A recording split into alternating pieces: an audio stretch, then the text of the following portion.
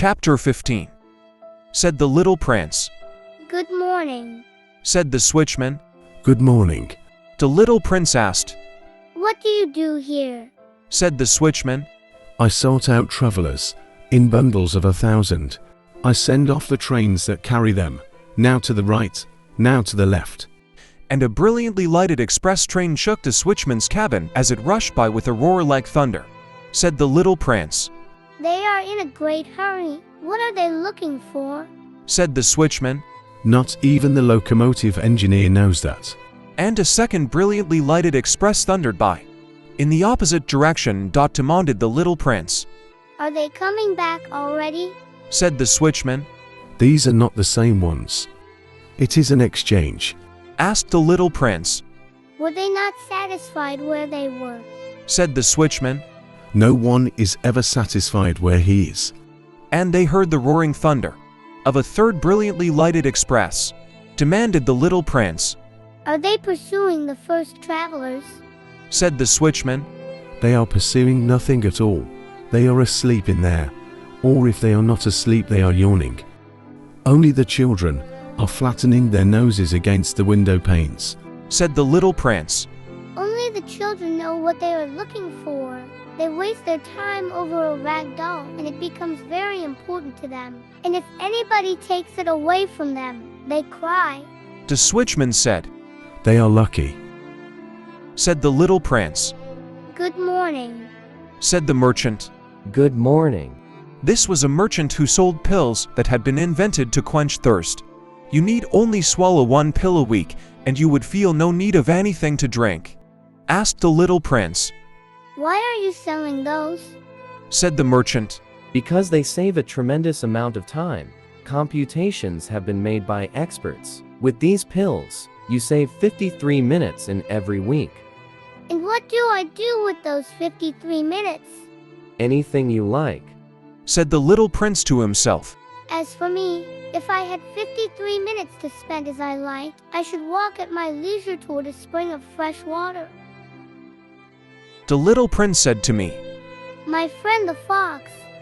My dear little man, this is no longer a matter that has anything to do with the fox. Why not?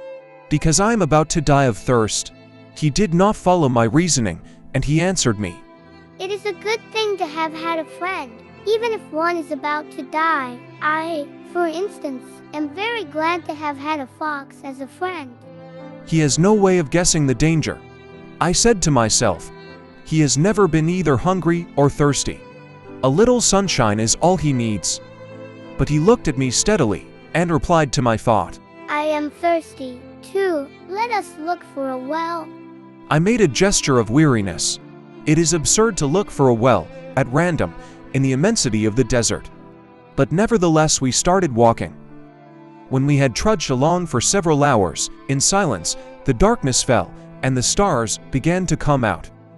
Thirst had made me a little feverish, and I looked at them as if I were in a dream. The little prince's last words came reeling back into my memory. I demanded, Then you are thirsty, too? But he did not reply to my question. He merely said to me, Water may also be good for the heart. I did not understand this answer, but I said nothing. I knew very well that it was impossible to cross-examine him. He was tired. He sat down. I sat down beside him. And, after a little silence, he spoke again. The stars are beautiful because of a flower that cannot be seen. I reply, Yes, that is so. And, without saying anything more, I looked across the ridges of sand that were stretched out before us in the moonlight. The little prince added. The desert is beautiful. And that was true. I have always loved the desert. One sits down on a desert sand dune, sees nothing, hears nothing. Yet through the silence something throbs and gleams, said the little prince.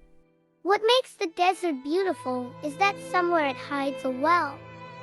I was astonished by a sudden understanding of that mysterious radiation of the sands. When I was a little boy I lived in an old house, and legend told us that a treasure was buried there. To be sure, no one had ever known how to find it, perhaps no one had ever even looked for it. But it cast an enchantment over that house, My home was hiding a secret in the depths of its heart. I said to the little prince, "Yes, the house, the stars, the desert, what gives them their beauty is something that is invisible."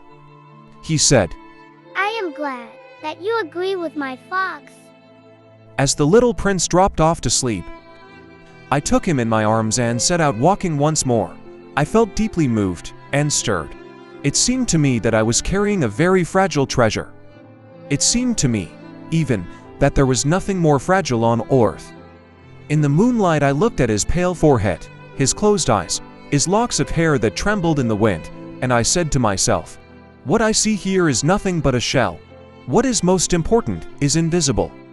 As his lips opened slightly with the suspicion of a half-smile, I said to myself, again, "What moves me so deeply about this little prince who is sleeping here is his loyalty to a flower, the image of a rose that shines through his whole being like the flame of a lamp, even when he is asleep."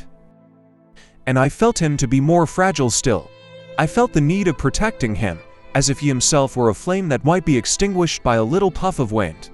And, as I walked on so, I found the well, at daybreak,